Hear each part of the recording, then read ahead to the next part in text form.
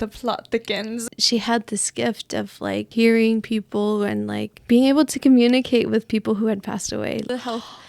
She even made a stick figure and she put red around his head, like, this is daddy and this is what happened. No way. They're blaming you. You're just like, I don't know. I'm on the same side of the fence. Hi, you guys. Welcome back to the podcast. Welcome back to part 2 of Mariafe's story. Thank you so much for listening so far. If you haven't heard the first half of her story, definitely check that out. That was last week's episode. But without further ado, let's get to it, guys. Thanks. That still, I have a hard time wrapping my head around that you found him.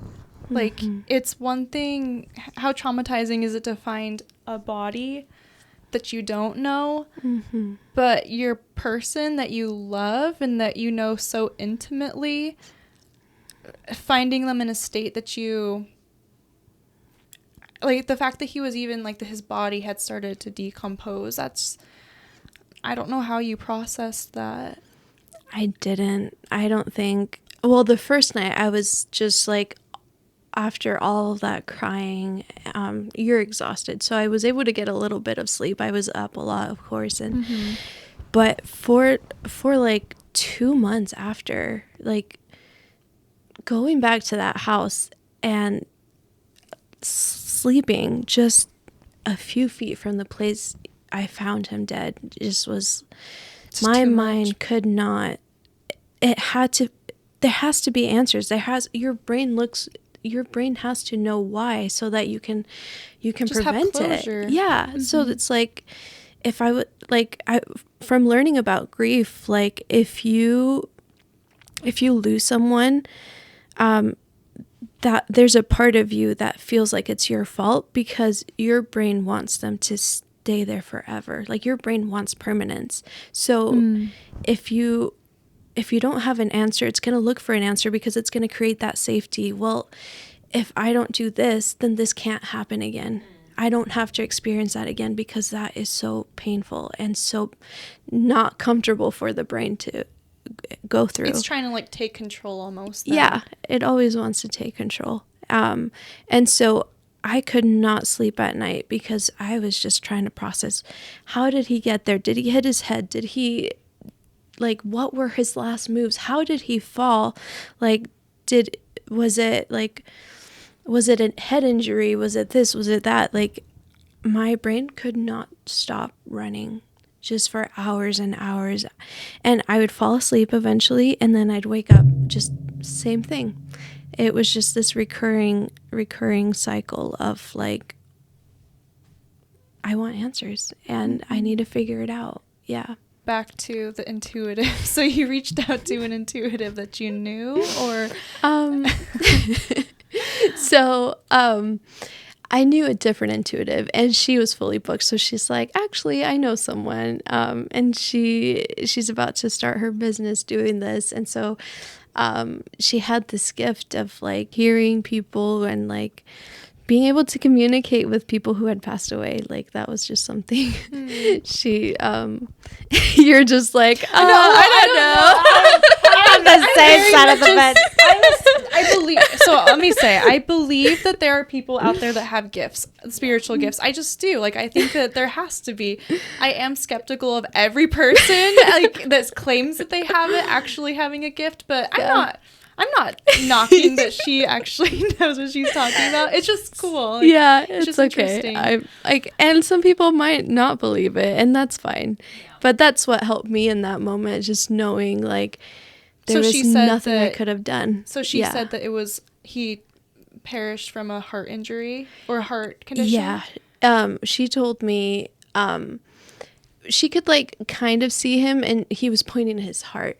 And she explained that that his heart, because of the COVID vaccine, had expanded in size. Edit out my face.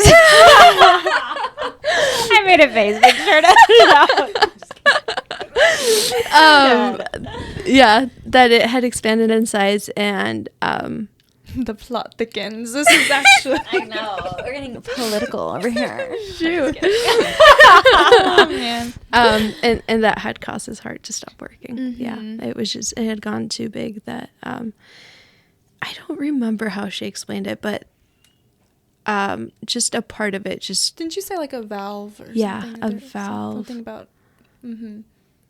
I think it stopped. Yeah, and it just could not get Yeah. it to his body, and yeah, it just Well, stopped working. The autopsy came back inconclusive, so she could be right. Yeah. Inconclusive means that they just couldn't find the Mhm. source. Mhm. So they did check his heart, and Mhm. well, let's say if there was something wrong in his heart, they could see that.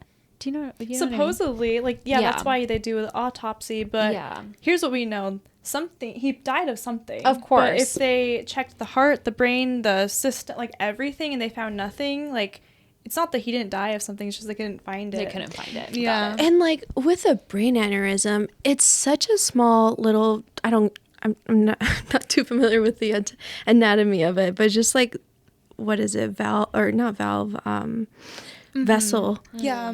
So I can't imagine how they would find. It's like finding a needle in a haystack. You'd have to Yeah. go through like all the veins. Like how do you test for that? I don't know. Maybe they have don't special know. machines, but But regardless, it is so frustrating mhm.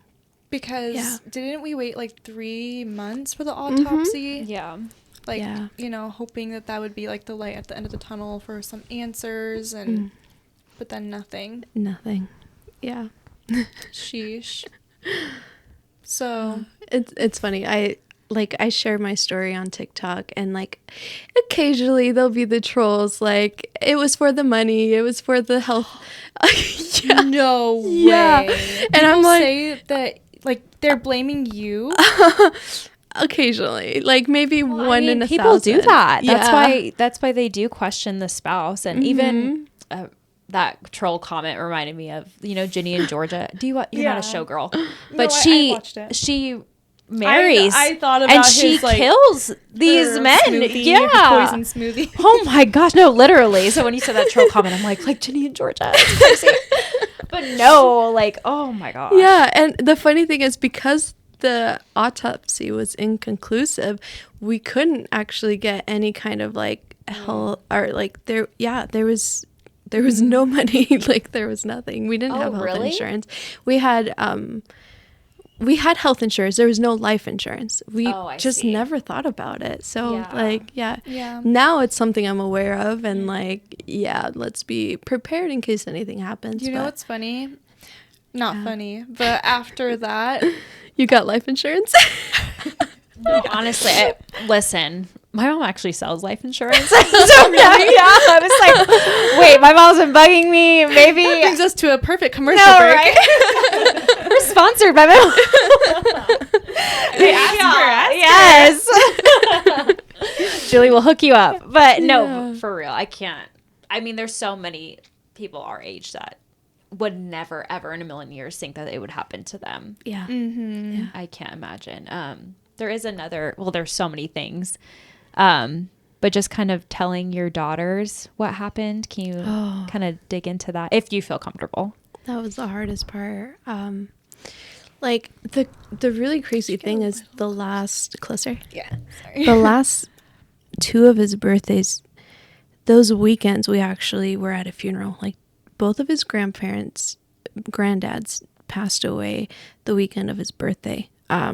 So my kids, because of that, had experience with a funeral, had experience with seeing a dead body, which like in hindsight, I'm so glad that we had those experiences, because I don't know how else we would have explained to them, like, Daddy's gone, this is what we're doing, this is why we're doing. Yeah. But they had that familiarity, so it wouldn't have been such a like Their just first complete- experience yeah. with death, Mm-hmm. being their father. Yeah. And like the other experiences had been sweet. They were of old age, like everyone loved him, so there was like all this love and support. With Mia, she very much knew what death was. Like even from a little age, she was fascinated by like the idea of like you squishing it and now it can't move anymore, it's dead. So So she understood. So I knew that if I talked to her, like, she needs to know as much as she can to process as quickly as she can to understand what this next few weeks and months are going to look like for us. And so after we heard the news from the officer, like, I approached her and I was like, Mia, something really sad happened. Daddy died, and you know, the innocence of a child, like, what happened? Like, how did that happen? And I was like, I think he fell and bumped his head, because that's all I knew. Like, his head was on the bathtub, like maybe it was a head injury. She's like, so he bumped his head. So the next day, she was even drawing a picture of her daddy with blood on his head, like, Really? just trying to process that. And when my in-laws came, she even made a stick figure with what are those called? Those fuzzy Pipe cleaners? pipe cleaners, yeah. And she put red around his head, like, this is daddy and this is what happened. And she was Dang. It's so interesting how little kids do that. They need to. That's their expression. It's always in They can't scary talk about movies. it. I'm not trying to make it morbid, but like, it's always in scary movies. But I guess that, and I always was like, why do they try to make little kids creepy in scary movies? But maybe that's how they process. Yeah. They can't talk about it. They don't have the vocabulary, the experience that we do. And they're trying to, like, see it. Yeah, in their mind, trying to understand it. So for a while, she drew pictures of daddy and she'd tell the story, like, and that became kind of tricky at school, because she started telling her friends, like, daddy died, and we just didn't know how to navigate this situation. Her teacher would come and ask me, like, what should I do about this? And I'm like, oh gosh, I don't know. Let's just see, like, how she does. And so there wasn't a lot of emotional response from her. It was just her trying to process that for a while. And then, like, after a few days, I don't remember the first time she cried, but once she noticed he was gone, like, because we lived with him every single day, wake up, we see daddy, like, like, once you start hitting those routines and he's not there, that's when she notices, like, where's daddy? Like, is he coming back? But it was just like, I miss daddy. Like, and then with Maddie, she was so little, 2 years old. I was like, what does she understand? What do I tell her? So I actually waited until the viewing of the funeral, because I wanted her to be able to, like, see what was happening and explain, like, daddy's here, but he's gone. Like, his body's here, but he's not responsive. He's dead. Yeah. Since she was kind of in her own little world, and that was the hardest thing I don't know, just the hardest, saddest thing I'd ever seen.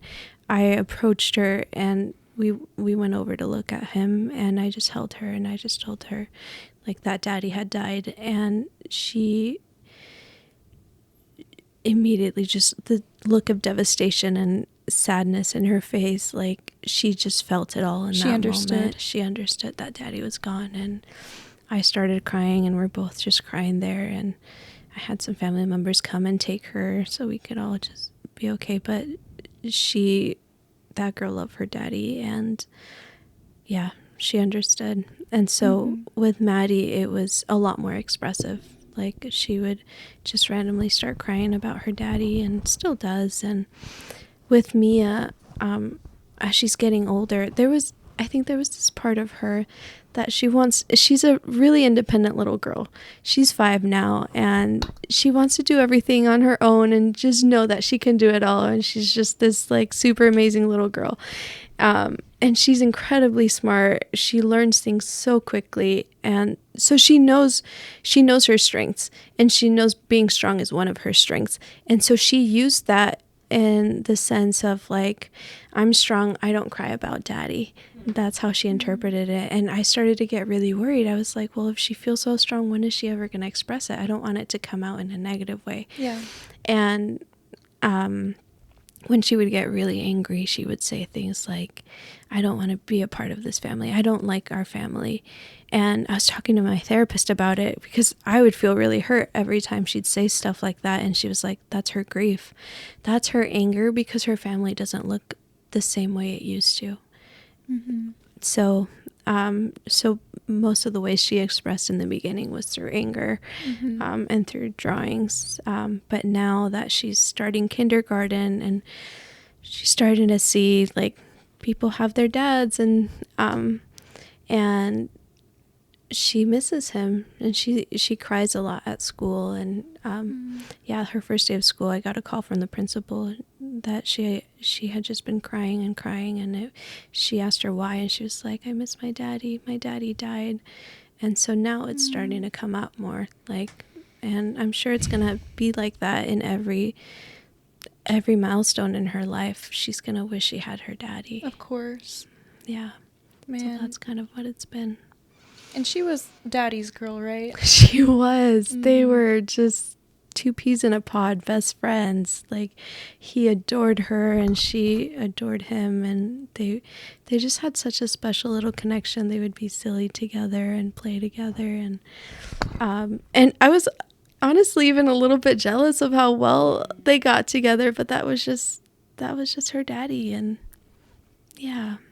And that was one of the hardest things, just being like, her best friend is gone. The person she would go to whenever she was sad, or whenever she was excited about anything, he would be the person she would run to. And so I was talking to a therapist too, and he was telling me that there's this part of her that just wants to share all these exciting things about her life with her daddy, but he's not there. And so that's one of the hardest things. Just, yeah. Wow. Mm-hmm. So it's like, with his loss, it's almost like she's the one that lost more than anyone. Almost, yeah. Because, well, you have best friends, you have friends, you have other family that you're close to. But a little 4-year-old has their mom and dad and a sibling. Mm-hmm. And of that, was she closest to Matthew, or was she closer to you and me and Maddie? I was more like the teacher and the comforter. He was more like the playful best friend. Yeah. So she lost her best friend. Mm-hmm. Yeah. For sure. And I'm trying to think what that looked like for Maddie. No, I think him and her just had the strongest bond of both the girls. So, I mean, she was so little. One of the hardest things thinking back is like, will she even remember him? Like, she looks just like him, but will she ever have those memories? Mia probably will. Yeah. She's probably old enough to have those really special memories. Yeah. But your youngest, she is the splitting image of Matthew, because I was just there yesterday morning getting them ready for school. Portland and all. Fun adventure. Missing flights and stuff. Screaming.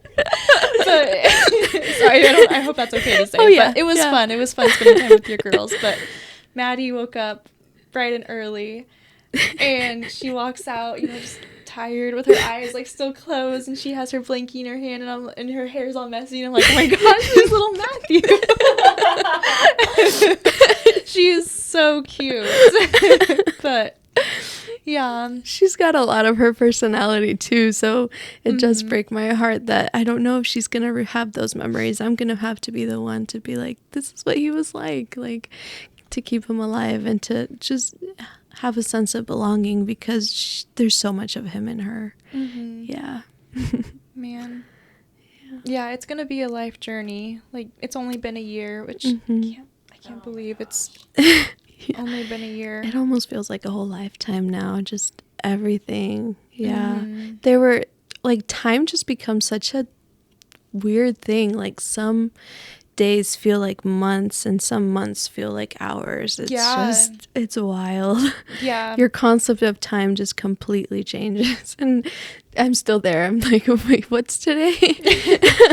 Yeah. Mm-hmm. Sheesh. Crazy. Well, how is life now? Like, I feel like there are so many things we could cover because No, for real. I don't, man. What other concept do we want to talk about? Do we want to talk about your?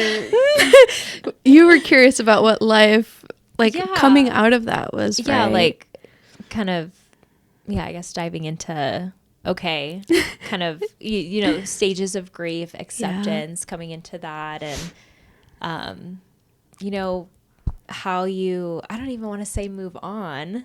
No, you don't. But you never move on from that. You move through. I love that. Yeah. So how have you moved through that just with everyday life? And I know that you and Matthew got together when you both were super young, like 18, 19, yeah. 18 babies. Yeah. So now, like, have you thought about... You're so young. I know. I can't believe it. I kids. literally, yeah. And you never think about that. Like, once you're, you know, married and... You're like, oh yeah, that could happen, but this is it. Yeah. But now coming out of, you know, what happened a year ago. You have such a long life ahead of you. 100%. It's finally starting to feel that way. Like, for a long time, it just felt like, what's there to live for? Like, my life's over. Like, I lost everything I had as a dream, and it just felt like I could never put it back together. So yeah, I can't talk about moving forward unless I talk about grief, which, let's see, I think the first like 3 or 4 months just felt like still denial. Like, I just couldn't understand it. And I was still happy. Like, there was still so much trauma and shock because of finding him that, the pain hadn't quite settled in that he was gone. And so it wasn't until I started processing through that, the shock, that slowly I would feel it more and more. And so that didn't really happen till like month 6 that I started feeling more and more sad. So at first, just life felt like back to normal. Like, I have to move forward. What else am I going to do? Like, I've got 2 little kids counting on me, and like, how are we going to live? And the fact that you were back to work on Tuesday, this happened Friday, were you back to work? It was like the next week off, I think. Okay. Something like that. So the following Monday. Well, it was the end. The only reason I went back, it was the end of the school year. And so I went back for a day to just say bye to all the kids, because I just fell in love with that job. I fell in love with the kids, and I just wanted to be there and just feel their love. And it was a really wonderful welcoming. Everyone gave me hugs, and I just felt okay to cry and just be like, yeah, this happened, and I'm just glad to be here. And but something happened after that where, like, before he passed away, I felt so fulfilled by that job, and I was excited to be a teacher and all of these things. And after he passed away, that was just gone. I don't know if it was because my heart was just so broken that I couldn't feel that anymore. And I was like, I don't know if this is the right path for me anymore. Like, grief really does change you, changes what you like, what you enjoy. And I could not find fulfillment anymore in that. So, I decided to go back to school. And let me think. So first it was shock and denial and survival, honestly. Like, so many days were just adrenaline, pure adrenaline going forward, because I couldn't sleep. My kids were a mess, just so emotional. They couldn't sleep after everything they had been through, and it was just like pure survival. I was like, I don't know what to do. I don't know if we're going to make it, because they were having trouble sleeping, which meant I was already having trouble sleeping. So whenever I did get sleep and they would come and wake me up, I was just like, I need to be able to function. So that was some of the hardest months of my life. And Matthew was the one that would help them in the nighttime. Like he was your partner. Yeah, like he would go comfort Maddie and help her go back to sleep. Like he had such a soft spot for her. So of course she'd wake up in the middle of the night wondering where he was. Yeah. And she would have nightmares, and I would have nightmares, just recurring nightmares of like one moment he was there and then he would like go missing, and then he'd come back and I'd be like, how are you here? Like, I watched your body. Like, my brain was still trying to process it too, that he was gone. And it was awful. And then a lot of anger. Like, I remember there were times where I just felt like he was still there and he still loved us, but I was just like, how can I just felt so angry at him. Like, how can you be gone? How can you leave our family? Like, of course it was up to him. Yeah. But I just felt like he had left us. And let's see, anger, and then depression. I've never experienced that depth of depression as I did at about like month 8. As I was trying to process through like the sadness and like a new life, like shattered dreams, like your whole reality of what is life now and what it's gonna look like was just completely broken. So it takes a while before you can start dreaming again, before you can start feeling hope. And so those were the months where it just felt like there was no light at the end of the tunnel, where it just felt like, what am I going to do? Like, I don't even feel like I can get up in the morning. Like, I would wake up and I'm like, why? Like, I just had to force myself out of bed and make breakfast and get the kids ready for school and things like that. And it was just doing it just to do it. And I was like, will this ever change? Will I ever feel happy again? Will I ever feel like I can do this? And I'm doing it out of love and not just because we have to move forward. We have to get up. I can't just stay in bed for weeks on end. Which maybe would have been nice, or I don't know. Yeah. But I've got 2 very busy toddlers, and I just didn't have that luxury to just sleep for days on end.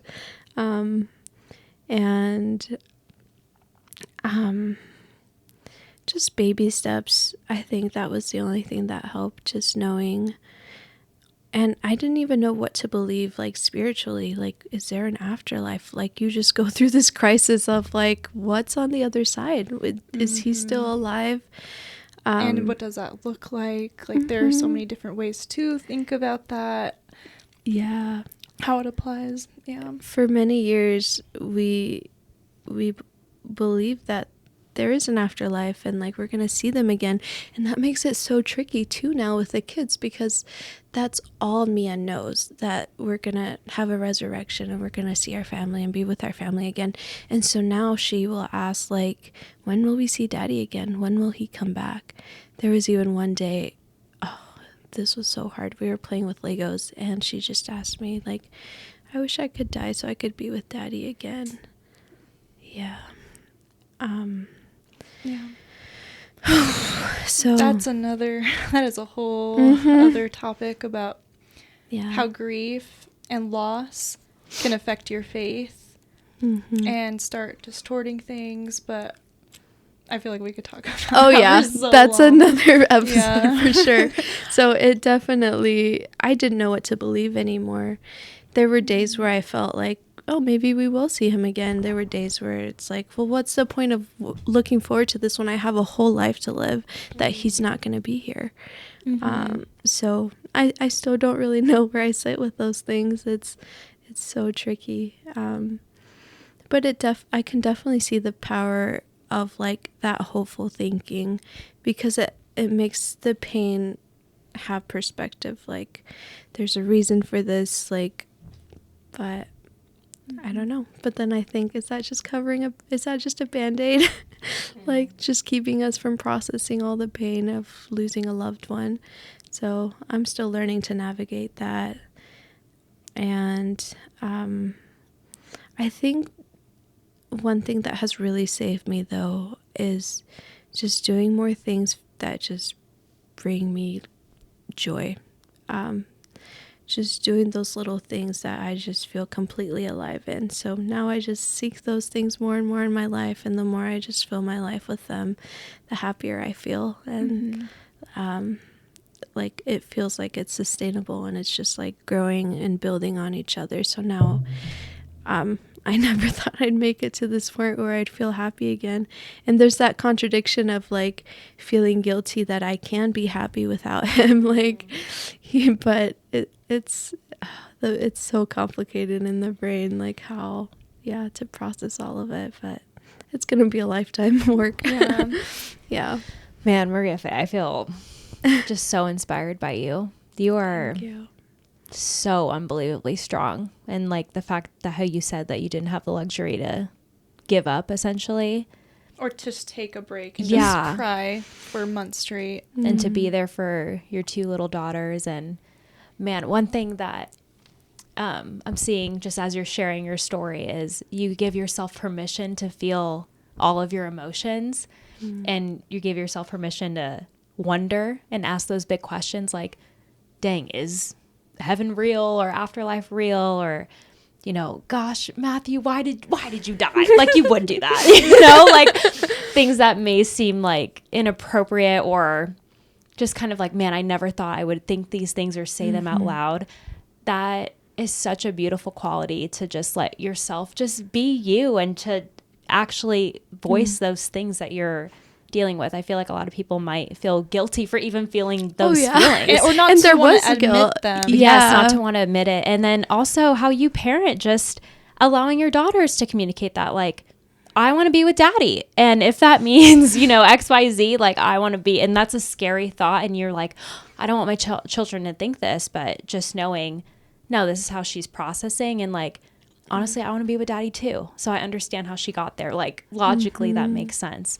So I just want to commend you for not only having the strength and the vulnerability of sharing your story, but also welcoming emotions. And even throughout your story, just woven into it is your support system of just relying on your friends. Like friendship is such a beautiful gift, or reaching out to your therapist and actually inviting people in, professionals, to speak into your life. Getting a lot of help. As many lots of help. resources as you possibly can. Yeah, you are a resource queen. Yeah, that's something I really admired about you as well, is that, like, I know that I feel like you've had like 4 different types of therapists. Yeah. Oh, yeah. As you should, but that's just so incredible. And then you had, heck, even your intuitive, like, whatever, you know what I mean? Like, You're whatever figuring it tried out. every- I had to. I was like, I don't know how to do this. I don't know how to survive anymore. Someone help me. Like, I'll try every avenue until I find what works for me. Yeah. And it's been a fun journey. Like I've learned so many things, and it's completely transformed me. I don't think the Mariafe me like a year, 2 years ago was so aware of her feelings, gave herself that permission to just feel that anger. Like it felt wrong at first. Like, why am I so angry when I should just be happy that I feel that love or whatever? But no, they have to be seen and voiced, and that's just the only way to just appreciate and love ourselves. But that was definitely a fine line of like, am I crying too much? I don't want to cry all day in front of my kids. Like, that's so depressing. But some days I just had to give myself permission. Like, it's okay for them to see me cry. And other days I was like, I'm just going to go in my room for a little bit and just until I feel a little better to process things. Dang.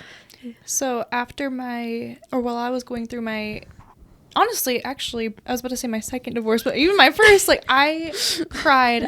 I was at my parents' house, and I cried for the first time 3 months straight, and the second time 2 months straight.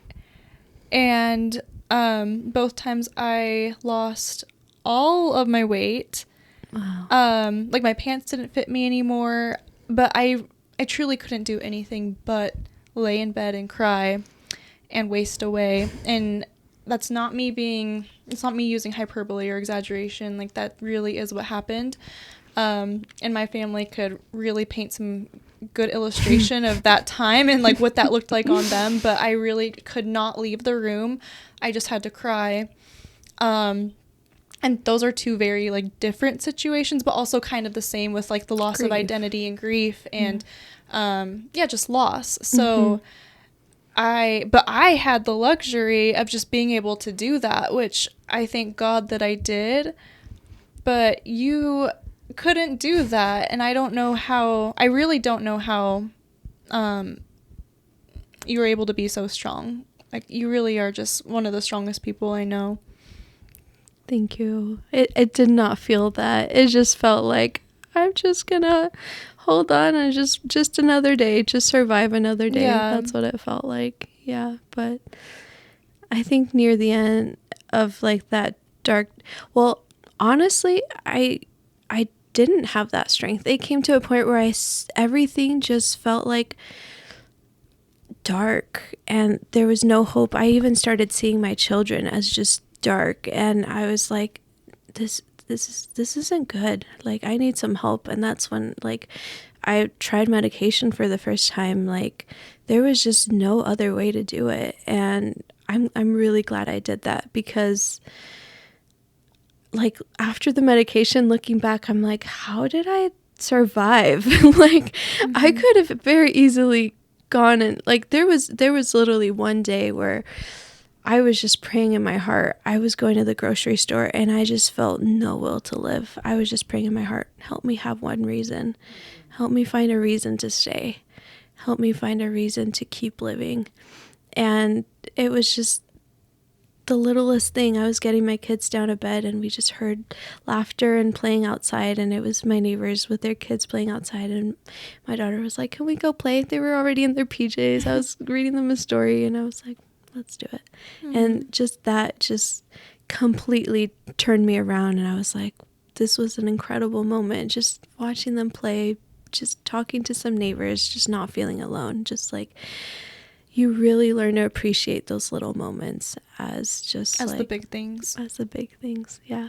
Wow. Sure. I love that. I love that that your miracle in that situation was just your neighbors living life and you being able to appreciate that. Yeah.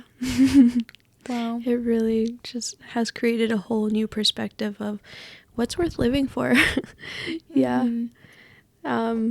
And I definitely have done things I like never ever would have thought. Like, I'm taking skydiving lessons for fun, and that's dope. Like, I love that. Yeah, the first time I jumped out of that plane, I was like, this is why I'm here. To experience this beautiful creation of like the earth. Just seeing everything was just like, wow, I can't believe we get to enjoy this. And it just felt like heaven, like pure bliss. Like, so now, yeah, just I'm a little more daring and okay to just live life the way that feels right for me. Wow, Mariafe.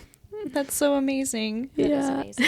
I'm so proud of you. We're rooting for you. I know people watching are rooting for you, and oh my gosh, I mean, this goes without saying, but I'm so sorry that what happened to you, and we are just rooting for you, and thank you so much for sharing your story. Thank you. Yeah. You're incredible. Thank you. You're so sweet.